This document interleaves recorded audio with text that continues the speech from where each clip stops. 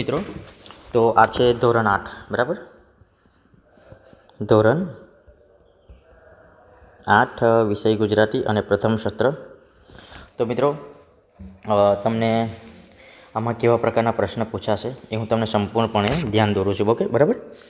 અને તમે આવી તૈયારી કરીને જશો તો મને ત્રિમાસિક કસોટીમાં કંઈ વાંધો આવશે નહીં. ઓકે, ચાલુ કરીએ.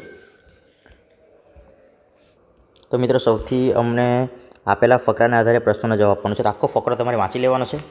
ઓકે, આ આધુનિક યુગના વિજ્ઞાન અને ટેકનોલોજીમાં માણસનું જીવન અત્યંત સરળ અને ઝડપી બનાવી દીધું છે.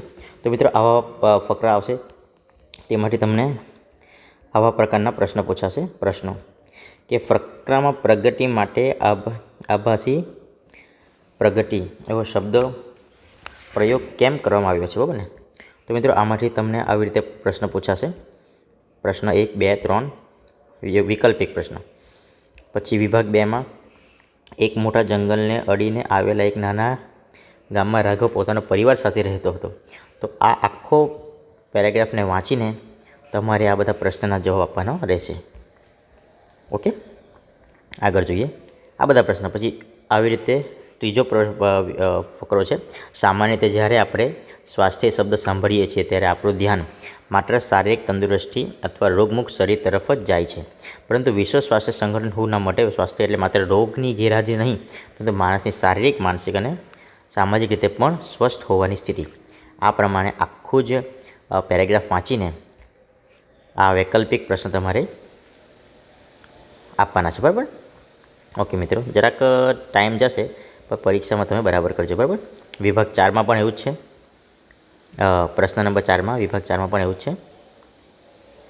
ઓકે, વિભાગ 5માં પણ પેરેગ્રાફ. તો મિત્રો, આખું પેપર તમારું પેરેગ્રાફમાંથી હશે, બરાબર? ફકરા જોઈ લેજો, વાંચી લેજો. ઓકે, પછી આ જે આપેલું છે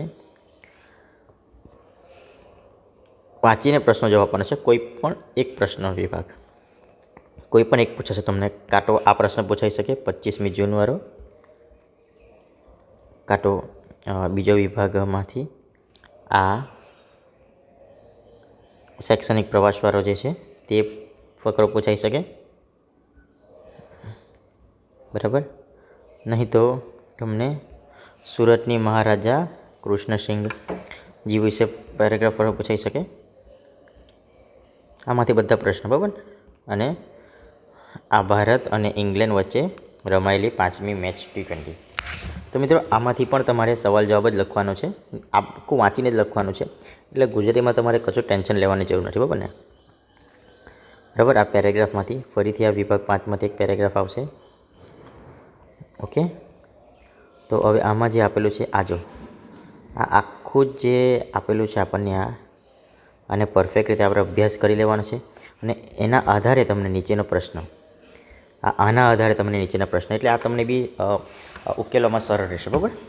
જેમ કે એક એક્ઝામ્પલ તમને આપું કે પશુપાલકે દૈનિક કેટલું દૂધ જમા કરાવ્યું તે શાના પરથી જાણી શકાય? દૈનિક એટલે દિવસમાં કેટલું દૂધ, તો શાના પરથી જાણી શકાય? તો અહીંયા આપેલું હશે સવાર સાંજ થઈને કુલ આટલા લીટર દૂધ, બરાબર? તો computerise sampling automatic milk section દ્વારા, બરાબર ને? આમ, બરાબર? મશીન દ્વારા દૂધનું ફેટ અને SNF તો શાના દ્વારા જાણી શકાય? તો આપણે લખીએ AMCU દ્વારા, મિલ્ક કનેક્શન યુનિટ દ્વારા જાણી શકાય, હે ને? ઓકે, આ પ્રમાણે તો આમાં આન્સર આપેલું જ છે. દૂધના સાધનો પરથી કે દૂધ જમા કરાવ્યા બાદ મળતી રસીદ પરથી જાણી શકાય, આ પ્રમાણે. ઓકે, આ પછી ભરતીની જાહેરાત છે મિત્રો. આ ભરતીની જાહેરાતમાં પણ આપણે જોઈ લેવાનું.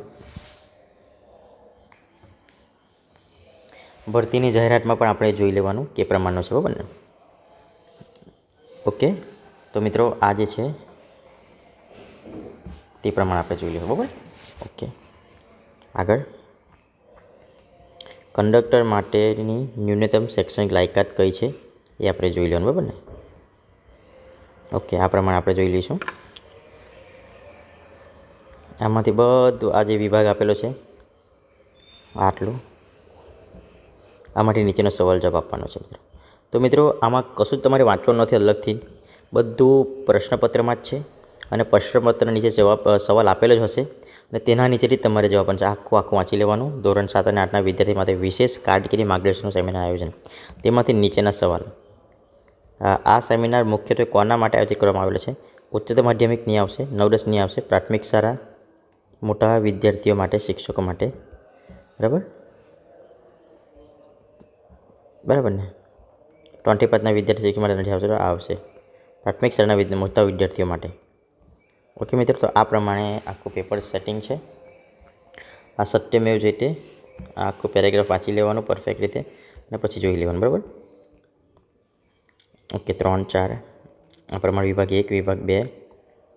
આપેલા પ્રશ્ન ટૂંકમાં જવાબ આપો કે ગુજરાતી મહિનાની તમને સૌથી વધુ કયો મહિનો ગમે છે? શા માટે? ઈશ્વરનો આભાર શા માટે માનવો જોઈએ? તમે કરેલ પ્રેમ, પ્રથમ સાયકલ સવારીનો અનુભવ. તો મિત્રો આપણા જવાબ લખવાનું છે. તમે કોઈને સાયકલ ચલાવતા શીખવો તો શું ધ્યાન આપશો? ઓકે, આ પ્રમાણે આપણે બધું જોવાનું છે. પ્રશ્નના વિભાગ 3 પણ આપણે જોઈ લીધું. બરાબર? ઓકે મિત્રો, પેપર એકવાર આખો જોઈ લો કેવી રીતે પ્રશ્ન આવશે.